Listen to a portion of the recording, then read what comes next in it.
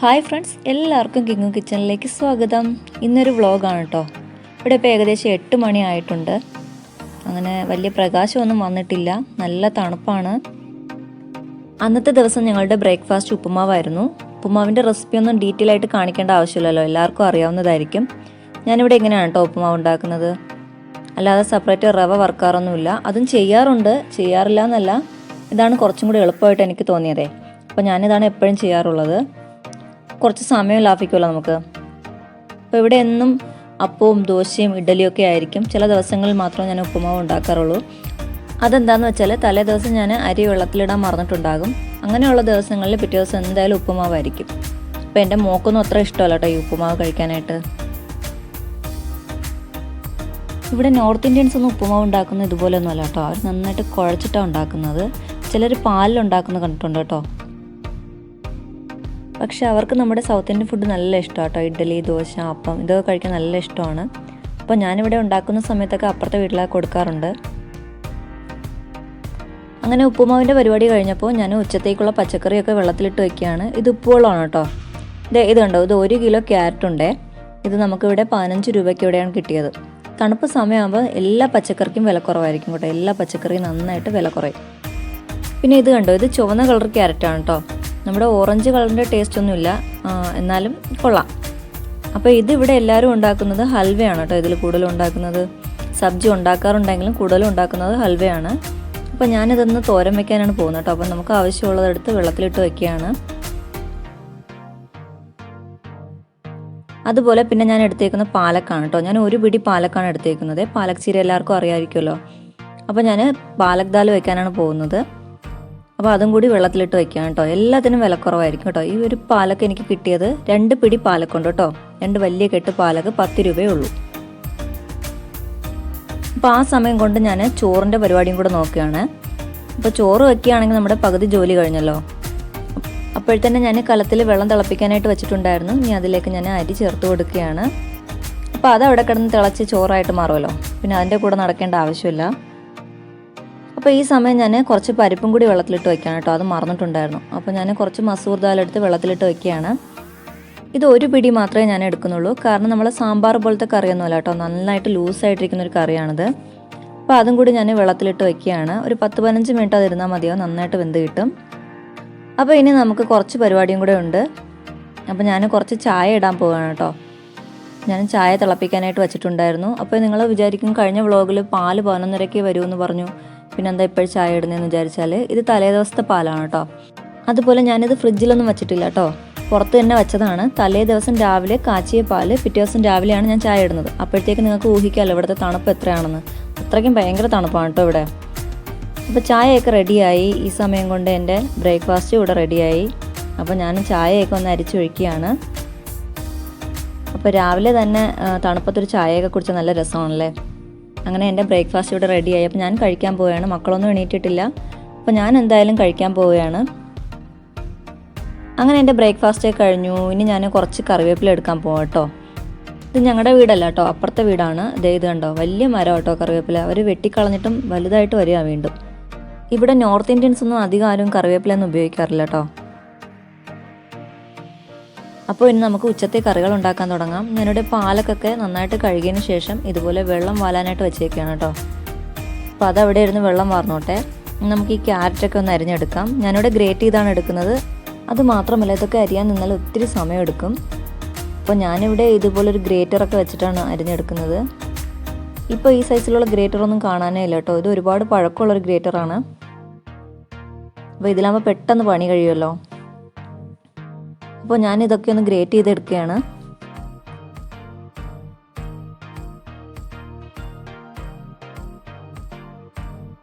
അങ്ങനെ ക്യാരറ്റിൻ്റെ ജോലി കഴിഞ്ഞു. ഇനി നമുക്ക് ദാലിൻ്റെ പണിയാണുള്ളത്.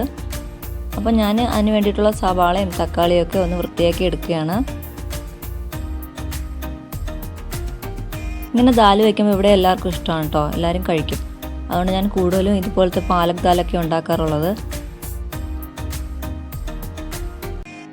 അപ്പോൾ ഇതൊക്കെ ഒന്ന് നന്നായിട്ടൊന്ന് കഴുകിയെടുക്കാം. അങ്ങനെ സവാളയും തക്കാളിയൊക്കെ അരിഞ്ഞെടുത്തിട്ടുണ്ട്. ഇതിലേക്ക് കുറച്ച് ഇഞ്ചിയും കുറച്ച് വെളുത്തുള്ളിയും കൂടെ അരിഞ്ഞ് ചേർക്കുന്നുണ്ട്. അപ്പോൾ നമ്മുടെ ആ പണിയും കഴിഞ്ഞു. ഇനി ഞാൻ ഈ വേസ്റ്റൊക്കെ ഒരു കവറിലേക്ക് ആക്കുകയാണ്. ഇതെന്താണെന്ന് വെച്ചാൽ ഇവിടെ എന്നും രാവിലെ വേസ്റ്റ് എടുക്കാൻ വരും കേട്ടോ. അപ്പോൾ ഞാൻ ഇതുപോലെ ഒരു കവറിലാക്കി വെച്ചേക്കാണ് ചെയ്തത്. അപ്പോൾ എളുപ്പമുണ്ടല്ലോ എടുത്ത് കൊടുക്കാനായിട്ട്. പുറത്ത് വന്ന് ഹോൺ അടിക്കുകയാണ് ചെയ്യുന്നത്. അപ്പോൾ നമ്മൾ ഇതുപോലെ വേസ്റ്റ് കൊണ്ട് കൊടുക്കണം. അതാണ് ഇവിടുത്തെ രീതി. അപ്പോൾ അരിയലൊക്കെ കഴിഞ്ഞു. ഈ പാലൊക്കെ ഞാനിപ്പോൾ അരിയില്ല കേട്ടോ. അത് ദാലുണ്ടാക്കുന്ന സമയത്ത് മാത്രമേ ഞാൻ അരിഞ്ഞ് ചേർക്കാറുള്ളൂ. പിന്നെ കുറച്ച് സാധനങ്ങളൊക്കെ വാങ്ങിയിട്ടുണ്ടായിരുന്നു. ഇതൊക്കെ ഓരോ ഡപ്പയിലാക്കി വെക്കണം. അപ്പോൾ ഇത് കണ്ടോ തേങ്ങ. ഞാനിവിടെ 5 തേങ്ങ വാങ്ങിയിട്ടുണ്ടായിരുന്നു. 2 ഞാൻ എടുത്തായിരുന്നു. അപ്പോൾ ഇത് കണ്ടോ അത്ര വലുതൊന്നും അല്ലെങ്കിലും ഈ 5 എണ്ണത്തിന് 200 രൂപയിൽ കൂടുതലായിട്ടോ. അതായത് ഒരെണ്ണത്തിന് 40 രൂപയ്ക്ക് മുകളിലായി. അത്രയ്ക്ക് വലുതൊന്നും അല്ലെങ്കിലും വിലയ്ക്ക് ഒട്ടും കുറവില്ല കണ്ടോ. അപ്പോൾ നമ്മുടെയൊക്കെ വീടുകളിൽ തേങ്ങ ഉള്ളപ്പോൾ നമ്മൾ ഇതിൻ്റെ ഒന്നും വില മനസ്സിലാക്കില്ല. കേരളം വിട്ടു പോരുമ്പോഴാണ് നമ്മൾ ഇതിൻ്റെയൊക്കെ അവസ്ഥയൊന്നും മനസ്സിലാക്കുന്നത്. ഇനി തേങ്ങയ്ക്കൊക്കെ എത്ര വിലയായാലും നമ്മൾ മലയാളീസ് വാങ്ങാറുണ്ടല്ലേ. ഇനി അടുത്ത ഞാൻ ദാല് വെക്കാൻ പോവുകയാണ്. ഞാൻ എണ്ണ ചൂടായപ്പോൾ അതിലേക്ക് ജീരകമാണ് ചേർത്ത് കൊടുക്കുന്നത്. അപ്പോൾ ദാല് തയ്യാറാക്കുമ്പോൾ നിങ്ങൾ സൺഫ്ലവർ ഓയിൽ തന്നെ എടുക്കാൻ നോക്കുക കേട്ടോ, അല്ലെങ്കിൽ റിഫൈൻഡ് ഓയിൽ ഏതെങ്കിലും എടുക്കാൻ നോക്കുക. അപ്പോൾ നമ്മുടെ വെളിച്ചെണ്ണയിൽ എടുത്താൽ വലിയ ടേസ്റ്റ് കാണത്തില്ല. ഇതിലേക്ക് ഞാൻ നേരത്തെ അരിഞ്ഞു വെച്ച സവാള, തക്കാളി, ഇഞ്ചി, വെളുത്തുള്ളി ഇവയൊക്കെ ചേർത്ത് നന്നായിട്ടൊന്ന് വഴറ്റിയെടുക്കുകയാണ്. ഇത് നന്നായിട്ട് വഴണ്ട് കിട്ടണം. ഇനി ഇതിലേക്ക് ഞാൻ പൊടികളാണ് ചേർത്ത് കൊടുക്കുന്നത്. മഞ്ഞൾപ്പൊടി, മുളക് പൊടി, മല്ലിപ്പൊടി. അപ്പോൾ ഇതൊക്കെ ഓരോരുത്തരുടെ ഇഷ്ടാനുസരണം ചേർത്ത് കൊടുക്കുക. ഈ പൊടികളുടെ പച്ചമണം മാറുന്നവരെ നന്നായിട്ടൊന്ന് വഴറ്റിയെടുക്കുക അത്. അപ്പോൾ ഇനി ഇതിലേക്ക് നമ്മൾ നേരത്തെ എടുത്തു വെച്ച ദാലില്ലേ അത് ചേർത്ത് കൊടുക്കുകയാണ്. ദാലും കൂടി ചേർത്തിട്ട് നന്നായിട്ടൊന്ന് വഴറ്റിയെടുക്കുക കേട്ടോ. ആദ്യത്തെ 5 മിനിറ്റ് നന്നായിട്ടൊന്ന് വഴറ്റിയെടുക്കുക. അപ്പോൾ ദാലിൻ്റെ റെസിപ്പി ഞാൻ മുന്നേ ചെയ്തിട്ടുണ്ടായിരുന്നു. അപ്പോൾ വേണമെന്നുള്ളവർ അത് കാണുക. ഞാൻ എൻ്റെ ലിങ്ക് കൊടുത്തേക്കാം. ഇനി ഇതിലേക്ക് ഞാൻ കുറച്ച് ഉപ്പ് ചേർത്ത് കൊടുക്കുകയാണ്. ഉപ്പും കൂടി ചേർത്ത് നന്നായിട്ടൊന്ന് വഴറ്റുക. അപ്പോൾ ആ ദാലിൽ നമ്മൾ കുറച്ച് പാലക്കൂടി ചേർക്കുന്നതേ ഉള്ളൂ, വേറെ വ്യത്യാസമൊന്നുമില്ല. അപ്പോൾ ഇതിലേക്ക് ഞാൻ പാലക്കരിഞ്ഞ് ചേർക്കാം കേട്ടോ. പാലക്ക് ചെറുതായിട്ട് അരിയേണ്ട ആവശ്യമൊന്നുമില്ല. ഇതുപോലെ വലിയ കഷ്ണങ്ങളാക്കി തന്നെ ഇടാവുന്നതാണ്. കാരണം ഇത് വെന്ത് പോകുന്നുണ്ട്, പെട്ടെന്ന് ഇതിൽ ഉടഞ്ഞ് ചേരും. അപ്പോൾ അധികം നമ്മൾ ഞുറുക്കി അരിയാണെന്നുണ്ടെങ്കിൽ ഇത് വെന്തുടഞ്ഞ് നമുക്കിത് കാണാൻ പറ്റാത്ത പരുവായി പോവും. ഇലയും കൂടി ചേർത്തിട്ട് നന്നായിട്ടൊന്ന് വഴറ്റിയെടുക്കുകയാണ്. കാരണം ആ ഇലയുടെ പച്ച മണം ഒന്ന് മാറാൻ വേണ്ടിയിട്ടാണ് കേട്ടോ. അപ്പോൾ വീട്ടിൽ കുഞ്ഞു മക്കളൊക്കെ ഉണ്ടെങ്കിൽ ഇതുപോലെ പാലക്കും ദാലും കൂടെയൊക്കെ ചേർത്തിട്ട് കറിയായി കൊടുക്കുക കേട്ടോ. നല്ല ഗുണമുള്ള കറിയാണ്. അറിയാലോ പാലക്കിൻ്റെ ഗുണം എല്ലാവർക്കും അറിയാവുന്നതായിരിക്കും.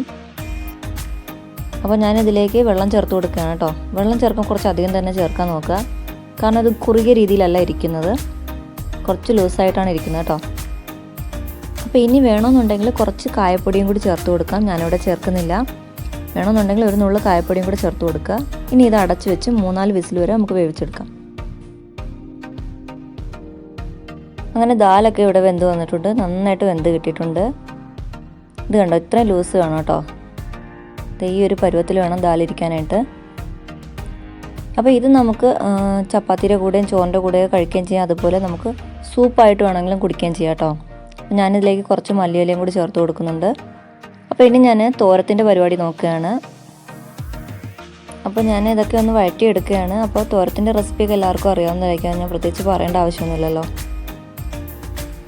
അപ്പോൾ ഈ ക്യാരറ്റ് പെട്ടെന്ന് വഴണ്ട് കിട്ടും കേട്ടോ.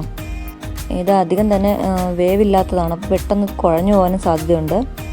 അപ്പോൾ ഒന്ന് ഇളക്കി കൊടുക്കുക ഇതുപോലെ. അതിനുശേഷം നമ്മൾ അരപ്പൊക്കെ ചേർത്ത് കൊടുക്കുന്നുണ്ട്. അരപ്പും കൂടെ ചേർത്തിട്ട് ഒന്ന് ഇളക്കിയെടുത്താൽ മതിയാകും. അതുപോലെ ഇത് അടച്ചു വെക്കാൻ പാടില്ല കേട്ടോ. അടച്ചു വെച്ചാൽ പെട്ടെന്ന് ഇതിന് വെള്ളം ഇറങ്ങുകയും പെട്ടെന്ന് കുഴഞ്ഞു പോവുകയും ചെയ്യും. അതുകൊണ്ട് അടച്ചു വെക്കാൻ പാടില്ല. ഇങ്ങനെ തുറന്നു വെച്ച് തന്നെ വേവിച്ചെടുക്കുക.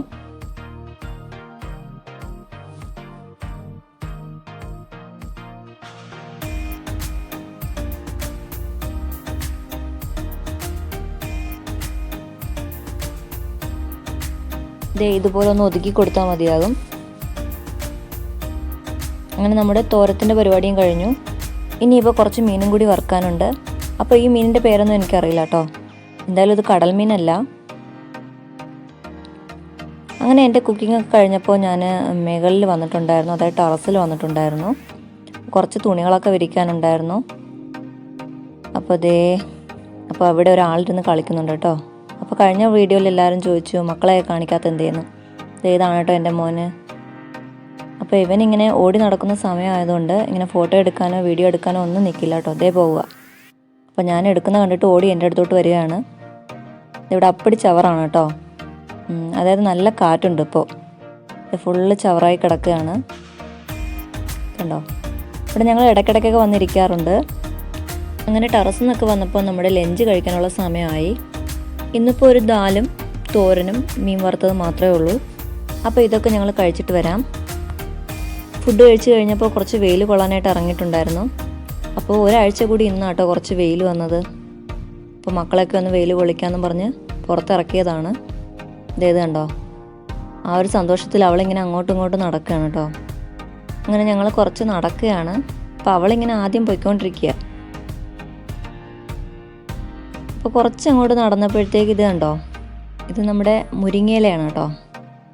നിറച്ച് പൂത്ത് നിൽക്കുകയാണ് കേട്ടോ, പൂവൊക്കെ വന്നിട്ട്. അപ്പോൾ ഞാൻ എന്തായാലും ഈ മുരിങ്ങയില എവിടെ കണ്ടാലും വിടാറില്ല കേട്ടോ. ഞാനെന്നല്ല, ഇവിടുത്തെ മലയാളി വീട്ടമ്മമാരും ഇത് കണ്ടാൽ വിടാറില്ല. അപ്പോൾ ഞാൻ അവിടെ നിന്ന് കുറച്ച് ഇതുപോലെയൊക്കെ കയ്യെത്തുന്ന ദൂരത്തിലുള്ളതൊക്കെ ഇങ്ങനെ പൊട്ടിച്ചെടുക്കുകയാണ്. നിറച്ച് പൂവായതുകൊണ്ട് എല്ലാം പൊഴിഞ്ഞ് എൻ്റെ പുറത്തും അതുപോലെ കണ്ണിലൊക്കെ വീണിട്ടുണ്ടായിരുന്നു. ഞാൻ പറ്റുന്ന രീതിയിലൊക്കെ ഒന്ന് ഒടിച്ചെടുത്തിട്ടുണ്ട്. അപ്പോൾ ഇവിടെ ഇങ്ങനെ ആരും ഇതൊന്നും ഉപയോഗിക്കാറില്ല കേട്ടോ. അഥവാ ഞങ്ങളിത് ഒടിക്കുന്ന കണ്ടാൽ അവർ ചോദിക്കും ഇത് എന്തിനാണെന്ന് അവർ ചോദിക്കുന്നത്.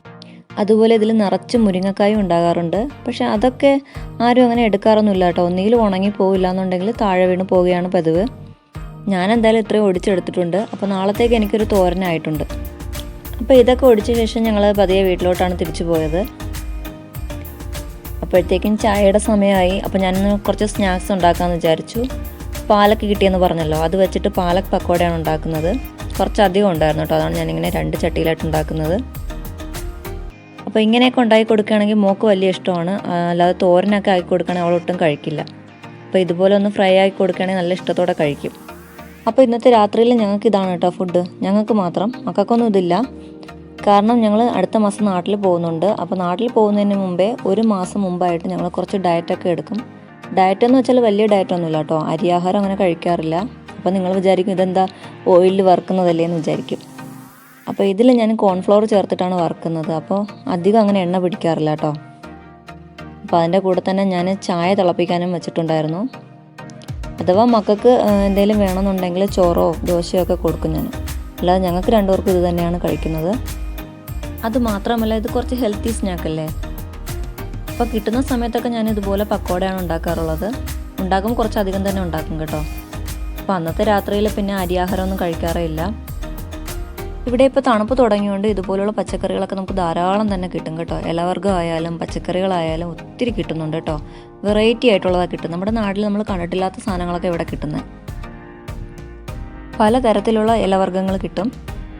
അപ്പോൾ അതൊക്കെ ഞാൻ ഇതുപോലെ പക്കോട ആക്കുകയാണ് ചെയ്യാറുള്ളത്. അപ്പോൾ മോളും കൂടി കഴിക്കുന്നതുകൊണ്ട് ഇതുപോലെയൊക്കെ ആക്കി കൊടുക്കുകയെന്നുണ്ടെങ്കിലേ മോള് കഴിക്കാറുള്ളൂ. അപ്പോൾ മാക്സിമം ഞാൻ ഇതുപോലെയൊക്കെ പക്കോട ആക്കുകയാണ് ചെയ്യുന്നത്. അപ്പോൾ നമ്മുടെ പക്കോടയൊക്കെ റെഡിയായി. അതുപോലെ നമ്മുടെ ചായ ഇവിടെ തിളച്ച് വന്നിട്ടുണ്ട്. പിന്നെ ചായയുടെ കാര്യം പറയുകയാണെങ്കിൽ ചായ കുടിക്കാതെ പറ്റില്ല കേട്ടോ. ചായ എന്നും വേണമെന്നുള്ളൊരു ശീലമാണ് കേട്ടോ എനിക്ക്. അപ്പോൾ ചായ കൂടി മാറ്റാൻ ഞാൻ ശ്രമിക്കുന്നുണ്ട്, പക്ഷെ അത് നടക്കുന്നില്ല. അപ്പോൾ ഇനി ഒന്ന് ശ്രമിച്ച് നോക്കണം, ഇതൊന്ന് ഒഴിവാക്കാൻ നോക്കണം. അങ്ങനെ നമ്മുടെ പക്കോടയൊക്കെ ഇവിടെ റെഡി ആയിട്ടുണ്ട്. നല്ല ടേസ്റ്റാണ് കേട്ടോ ഇത് കഴിക്കാനായിട്ട്. അപ്പോൾ ഞാനിതിൻ്റെ റെസിപ്പി മുന്നേ തന്നെ ഇട്ടിട്ടുണ്ടായിരുന്നു. അപ്പോൾ അതിൻ്റെ ലിങ്ക് ഞാൻ കൊടുത്തേക്കാം. അപ്പോൾ ആവശ്യമുള്ളവരൊന്ന് കാണുക.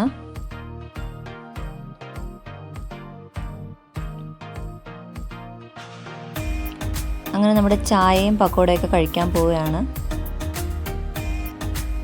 അതൊക്കെ കഴിഞ്ഞ് ഞാൻ ടെറസിൽ വന്നിട്ടുണ്ടായിരുന്നു. നേരത്തെ വിരിച്ച തുണികളൊക്കെ ഒന്ന് എടുക്കാനുണ്ടായിരുന്നു. ഇപ്പോൾ ഇവിടെ 5 മണി ആയിട്ടേ ഉള്ളൂ. പെട്ടെന്ന് തന്നെ ഇരുട്ടി തുടങ്ങി. നല്ല തണുപ്പാണ് കേട്ടോ, അതാണ് ഇങ്ങനെ പെട്ടെന്ന് ഇരുട്ടുന്നത്. അപ്പോൾ ഇന്നത്തെ വ്ളോഗ് ഇവിടെ തീരുകയാണ്. എല്ലാവരും സേഫായിട്ടിരിക്കുക. അടുത്തൊരു വീഡിയോയുമായി വീണ്ടും കാണാം.